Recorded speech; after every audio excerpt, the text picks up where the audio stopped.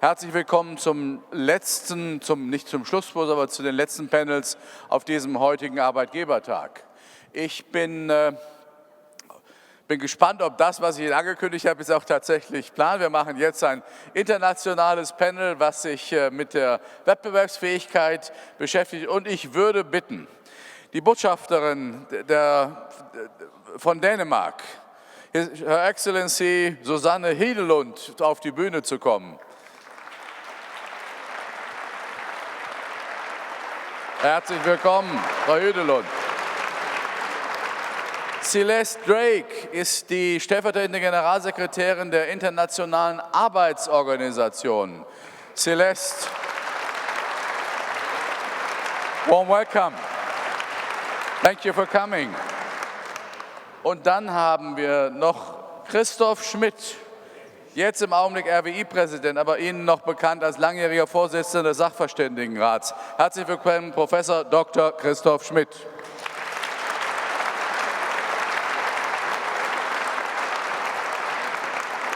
So, und dann soll Steffen Erlanger da sein. Ladies and Gentlemen, ich hoffe, es klappt. Steffen. So, jetzt muss einer sagen, hi Steffen. Hello. We see you. Good. Can you hear me? Yes, we can even hear you. Oh, super. Steffen, thank you for having us in Jerusalem. Actually, we want to have a debate on international competitiveness and the perspective abroad on Germany. But if you are joining us from Jerusalem, actually in this very crucial time, and you know Chancellor Scholz is flying and getting to you. So you are there, Scholz is there. Please give us a short wrap-up of the impressions you can share with us you have since you have been there. What's at stake in Israel from your perspective? Well, I used to be the bureau chief here, and I spent a lot of time covering Gazan wars. This is different. There was a massacre of Israeli civilians who live inside Israel proper, who are not colonialists living inside Gaza, not settlers. And for Israel, this is a question of the existence of the state. What is the state for, if not to protect its citizens? So it feels very different. The world is urging Israel to be careful, to respect international law, of course. But I think a serious military operation will take place. President Biden is coming also tomorrow, so I don't expect anything major to happen while he's here.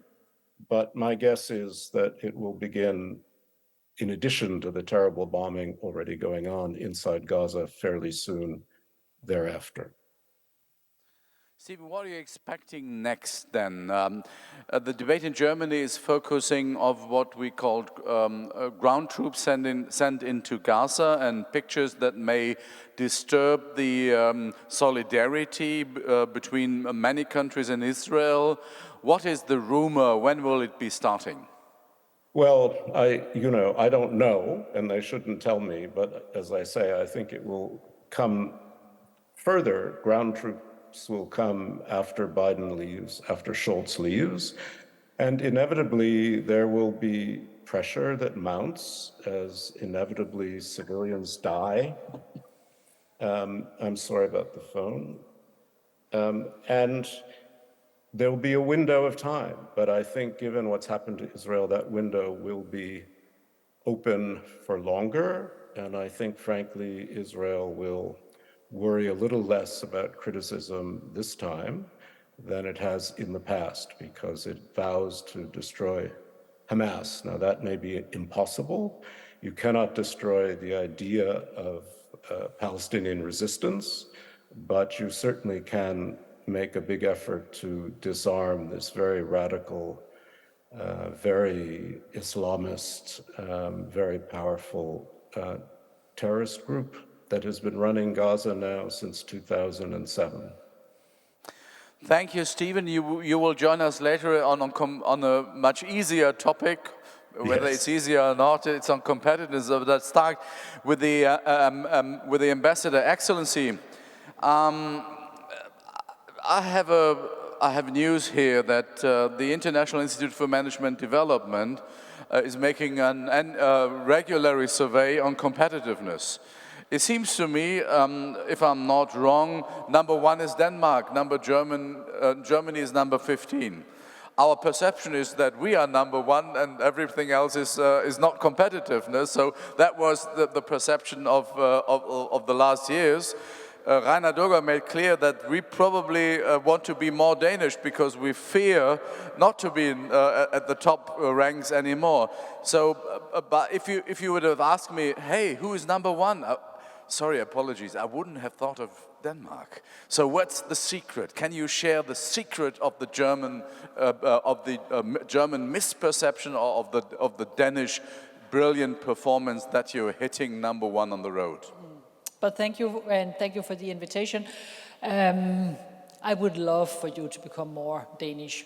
Not least because Germany is Denmark's biggest trading partner. It's extremely important to us how things are running here in Germany. Yes, Denmark is number 1 ranked on this Ease of Doing Business Index that is published by the World Bank.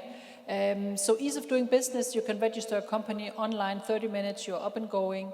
And that's the other thing. Ease of business is very much related to a digital society. It's also a modern society that also attracts a certain number of skilled labor. But I think digitalization and a massive push for that for the last 20 years is part of the secret sauce. Then it's a green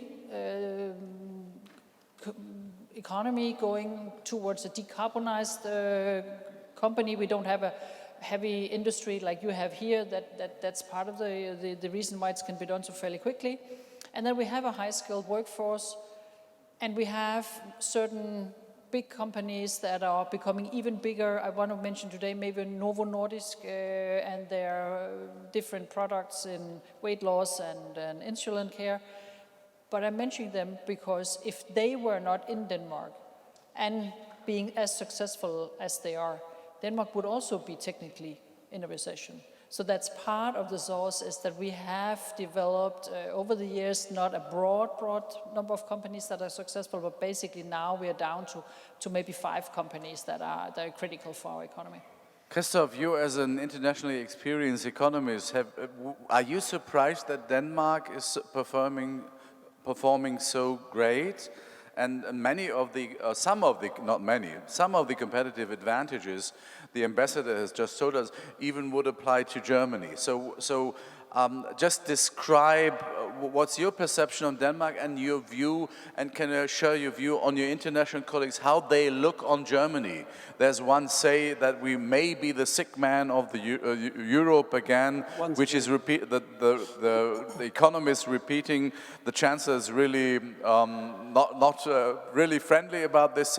So just share me your view as a German but globally integrated economist. No, I'm not too surprised, because the 2 advantages that were pointed out by the ambassador are quite well known: a skilled workforce, good environmental conditions, you have a lot of wind for the ecological transformation, you're well prepared, and you are embracing, or like other nations in Europe, you are embracing digital change. Like Estonia is the prime example of a successful transformation to a completely digital administration. And here we really lag behind. We have strong companies that are very adaptable. We have seen in the Corona crisis how quickly our companies could change their business models, how they were able to protect their consumers in the shop floor, how they were able to protect their workers by taking away shifts from one another and using other measures of protection. That was very quick, so our companies are very strong, but they are getting tied up in regulation and in more and more regulation and demands that are put as a burden on top of the one important thing, namely making a good business and having a viable, sustainable business model. Our president, Rainer Dürger, often points the Gulliver picture on this one, said it's not just the single regulation, but many of the regulation who's keeping the possibly strong German economy down. Maybe that's one part of the description. And you share that? It's so difficult to measure competitiveness. It's easy to say, well, we are more or less competitive. Everybody has a gut feeling, but it's difficult to put it into indicators. But we have a very good overall summary measure, and that's the projections that the Professional Sachverständigenrat or the Gemeinschaftsdiagnose, the Institutes of Economics, they are all putting forward 5-year projections of the potential growth of Germany, bar of business cycle fluctuations, and that's really a dull picture. It goes downward towards 0.5 in real terms. That's not much. So that is the perspective that is not really encouraging. Steven, you have reported from many countries, and I'm not quite sure whether this is right, but you have been to 120 countries as a journalist, and you have a global view on that. How do you see Europe's position compared to the other world region? Is it true that not Germany, but Europe as a whole falls behind economically, and if they fall behind economically, as Rainer Dürger pointed out this morning, do they find behind politically as well? Well, thank you for the question. I'm sorry to say it is falling behind, and it's serious. You don't need me to tell you growth is slow. There aren't enough people being born. You have a big political fight over migration, but you need migrants. You have your own model is in trouble, and I'm saying something everyone knows, from China's maturation, from the Ukraine war, the Russian energy cutoff, the process of digitalization has been very, very slow. Inflation's high, unemployment's low. You're running a superb 20th century technology. And with aging populations, early retirements, it's a wonderful place to live, but it's fragile. And I was actually trying to prepare for this, and I looked up some OECD numbers, not to bore everybody, but adjusted for inflation and purchasing power since 2019, wages have gone down in Germany by 3%, and 6% in Greece, 3.5% in Italy and Spain, and in America, they've increased by over 6%. So Americans have grown richer, while many Europeans have actually grown poorer. So this is a problem, and it's a political problem because, to say it briefly, the European Union, the whole basis of it, besides peace, is to collectively increase the wealth and welfare of its citizens. And it seems to be failing to do that in a competitive way. I'm sorry for saying it, but that's what I think. So your analysis seems to that not only Germany, but Europe in general is sick. Would you agree on that one? Oh, I wouldn't say sick. I would say more sclerotic. In other words, it's aging, and it's not being flexible enough. I think, all these things work in time. I mean, I think Germany is beginning to realize what it needs to do. Other countries realize what's required. I think we're moving away from a world where investment is easy. I think people need to direct investment more. Even the United States is developing what the French would certainly recognize, which is a national industrial policy. And that undercuts European Union ideas of lack of, of competitiveness and worries about regulation. I think, in a way, this is part of the problem. But I speak, obviously, as a foreigner, but as one who's lived in Europe quite a long time. And I see the decline all around me, don't you? the perspective of this panel is foreign, so actually we invited you to look at this as a foreigner, and I moved to a person from the land of milk and honey. At least it's growing faster than Europe from the United States. Celeste Drake, you've been working in the Biden administration as an economic advisor before you turn into to ILO. Do you share his view? Do you share Stephen Erlanger's view on Europe and on Germany that was not so really bright and optimistic when I summarize his statement? I don't, but I think to work in a multilateral institution like the UN, which the ILO is part of, you have to be more optimistic that we can reach solutions. And I think... So that's the difference between journalism and multilateralism, okay? I understand that now. You're traditionally more optimistic. I think you have to be. And I think the ILO is well placed on this question, and I think Germany is well placed on that question because both share a tradition of social dialogue. And I think that is how the best way to move ahead, because the digitalization, the just transition to address climate, all of these challenges that Germany is facing are also opportunities.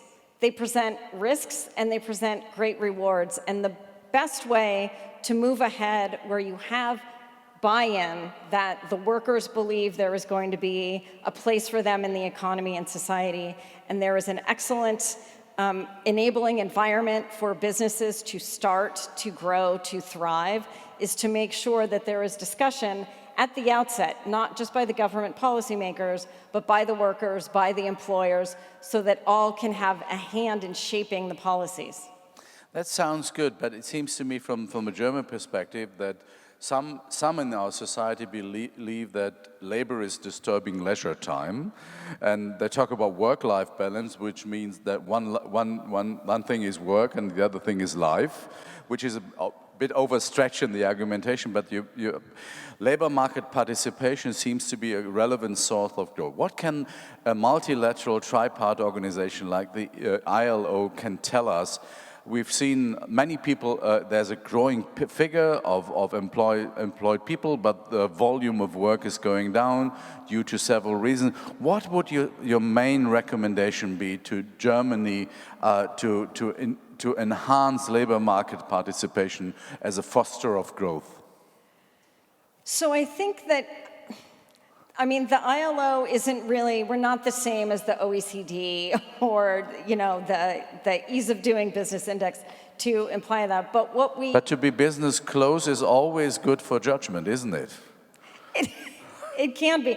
I think, look, I will give an example. In 2019, the ILO passed a resolution on the future of work. And I don't like calling it the future of work because it's really now. It's the now of work and the changes.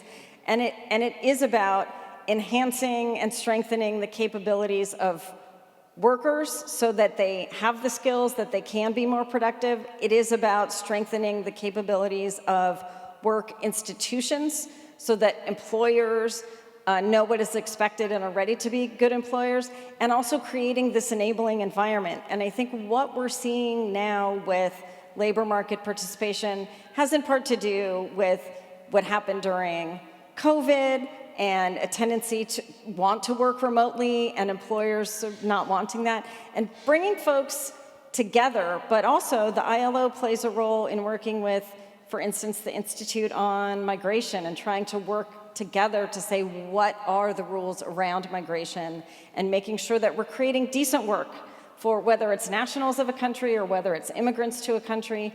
All of these things will bring people into the workplace. If you create high quality jobs, people want them. So it is about creating decent work and a growing economy that is inclusive for all. All-inclusive economy.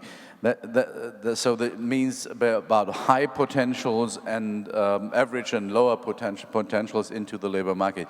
Where do you see the greatest lacks in experience on political framework for labor market participation in Germany, from your point of view? I think one couldn't agree more with the analysis that one of Germany's strengths is the striving for consensus, talking to one another, the social partnership. And now add the economics to it. The market is shifting from a demand-side market to a supply-side market. Skilled workers have a lot of bargaining power. Parentheses, that's a time when politicians fighting for workers' rights have a winning proposal without really having to do a lot. But whether it's really the right thing to do, that's another question. The right thing to do would be to listen to people in the field, I think. And in our strict and very fierce anti-market discourse that we experience sometimes in our country, I think when employers say, well, we don't have endless profits to take out of this margin higher wages, when they say maybe we leave the country, that's really not taken very seriously. But if you take a step back and at least say, well, give it a chance to talk about a dynamic view, not a static view, shifting of labor inward, less labor, more productive, higher wages, so just increase wages, there will be no shortage. But that really is not the complete picture. The complete picture thinks one step ahead and says, well, for jobs to be there needs to be investment. And investment is mainly a private affair. So you have to ask yourself, as a policymaker today, for our situation, what makes Germany attractive as the place for investment and for creating the jobs? That's exactly what you ended up with, and I think that's the point. And here is the real problem, because we don't talk enough about that. This is one of the points Reinhard Rulder made this morning in his speech, and I want to turn to Steffen Erlanger, because he can speak as an American. I think you are subsidizing investment in a way that many European businesses are feeling quite okay investing in the US. You call it IRA. Our business believe that's fancy, that's simple, that's effective. But do you really believe as an American that you can subsidize competitiveness into your country? Well, it's a complicated question. And I know President Biden's been much criticized by his allies for this Inflation Reduction Act, which I always confuse with the Irish Republican Army. But it is the biggest economic incentive for the green economy that the United States has ever done. And in that sense, I applaud it. As I say, I think what's interesting is that the Democratic Party is moving away from some of its traditional commitments, and the Republicans too, to free trade and openness. It is becoming much more of a national industrial policy. And, you know, I do believe it's a competitive world now in ways that perhaps it hasn't been. I would also say there's always this issue. I mean, in Europe, people are always talking about resilience, how we need to be resilient. And in some ways, resilience is another word for protectionism, because the Americans are saying we need to be resilient too, particularly in key technologies. So I do understand the criticism, and I do believe the answers to it are that European countries by themselves should be more perhaps targeted in their own investments. And of course, I'm one of these people who think that the German commitment to Schwarze Null, even though it's in your basic law now, actually holds you back, that there really is there's a chance to invest in a serious way in important leading edge businesses. And instead, you kind of fool yourselves by borrowing money somehow through special instruments outside the budget and pretend everything's fine. And I think this is something, you know, again, as an American, I find puzzling. It's your country, it's none of my business. But if you want to enhance competitiveness and compete, and you want to compete in terms of targeted subsidies, call it investment, you need the funds to do that. It seems to me that pragmatism is the core of the American approach, and it seems to be that the Danish are a bit American in that way, because excessive bureaucracy and lack of digi are the magnificent issues for businesses in Europe. And just share some of your experience, Ambassador Hyldelund.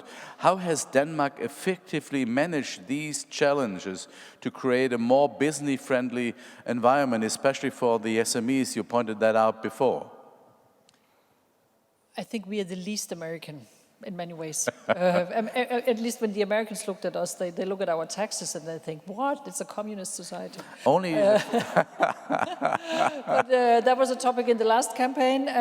But it's true, actually, in many ways, we do deliver on the American dream in other aspects which they don't deliver themselves, for example, in social mobility.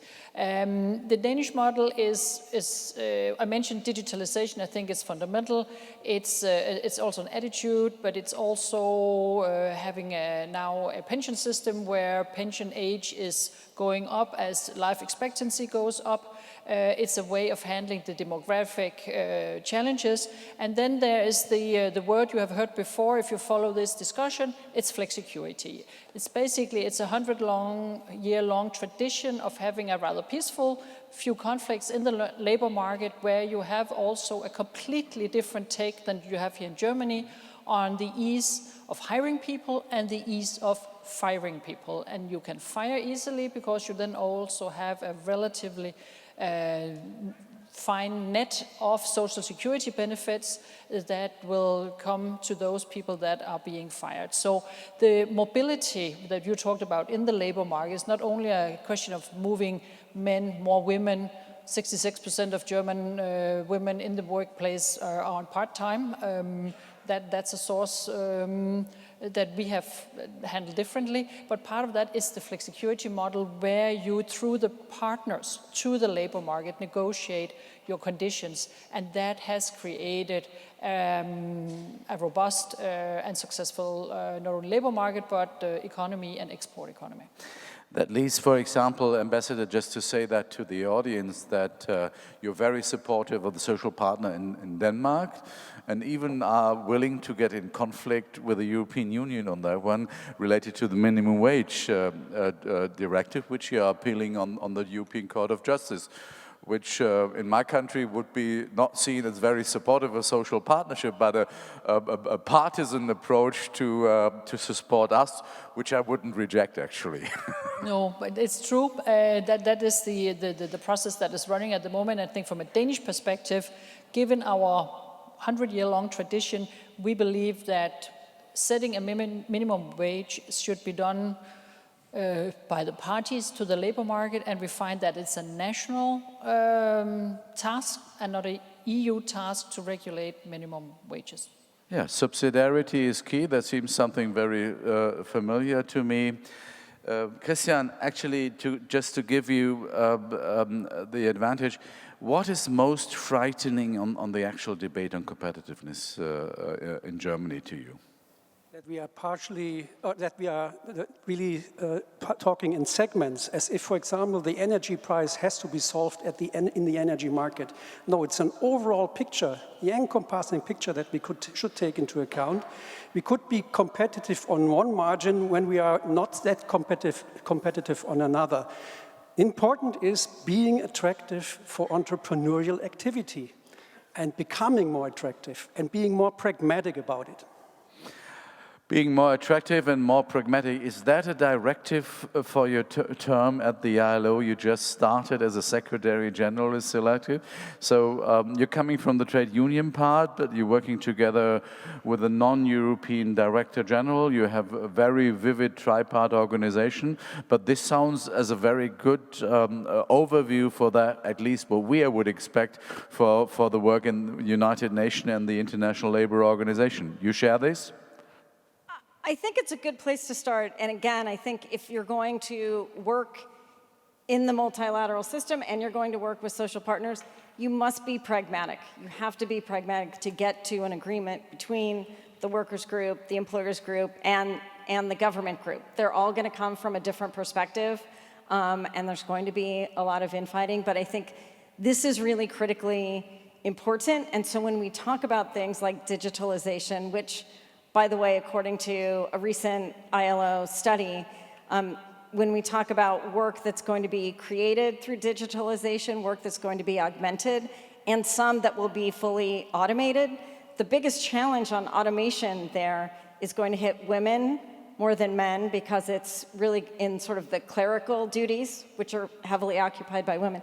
And it's going to hit high-income countries more than low-income countries, which is unique because many of the challenges that we face hit the lower-income countries in a way. So to get ready to address this in a way that is equitable, that supports entrepreneurs, that supports workers, means we must come to the table and recognize that we have to work together to achieve decent work and social justice. And that's really what the Director General's key directive is for me and for the entire ILO, is to work together within the multilateral system, with other UN agencies, with country partners, with business partners, to advance social justice so that we are moving together toward the Sustainable Development Goals. Thank you very much. Ladies and gentlemen, the intention of this panel was to get this global smell on the debate on competitiveness. I think very much Steffen in Jerusalem to give not only a smell on competitiveness, but on the very disturbing situation we all feel about the situation in Israel and in Gaza. Thank you very much to those participants here in Berlin who shared their views from Denmark, from former Washington and now the lovely Geneva surrounding, and my honorable co-professor from the Rhineland area, Christoph Schmidt. Thank you very much for listening, and I give the floor to Michael Bröker, who now is doing something different.